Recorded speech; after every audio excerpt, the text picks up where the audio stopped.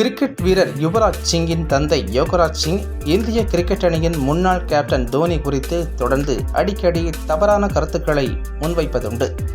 2 நாட்களுக்கு முன்பு தோனி தனது மகன் யுவராஜின் கிரிக்கெட் வாழ்க்கையை கெடுத்து விட்டதாக யோகராஜ் கூறியிருந்தார். முன்பு ஒருமுறை தோனி காசு இல்லாமல் தான் திரிவார் என்றும் யோகராஜ் பேசியுள்ளார். அதேபோல இந்திய அணியின் முன்னாள் கேப்டன் கபில் தேவ் குறித்தும் தவறான கருத்துக்களை யோகராஜ் அடிக்கடி பேசுவதுண்டு. தொடர்ந்து தோனி மற்றும் கபில் தேவ் குறித்து யுவராஜின் தந்தை யோகராஜ் தரம் தாழ்த்தி விமர்சித்து வரும் நிலையில் அதனை ஏன் யுவராஜ் சிங் தடுக்கவில்லை அல்லது மறுப்பு கருத்து வெளியிடவில்லை என்கின்ற கேள்வி எழுந்துள்ளது.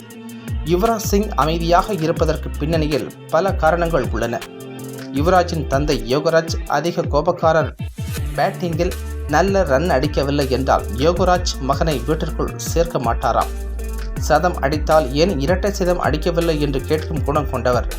யுவராஜின் தாயும் தந்தையும் அடிக்கடி சண்டை போட்டுக் கொள்வார்கள். சண்டை முற்றி பிரிந்து விட்டனர். இதனால் எனக்கு வீட்டில் நிம்மதி இல்லை, தாயுடன் சில காலம் கழித்தேன் என்று தனது சுயசரிதையில் யுவராஜ் சிங் கூறியுள்ளார்.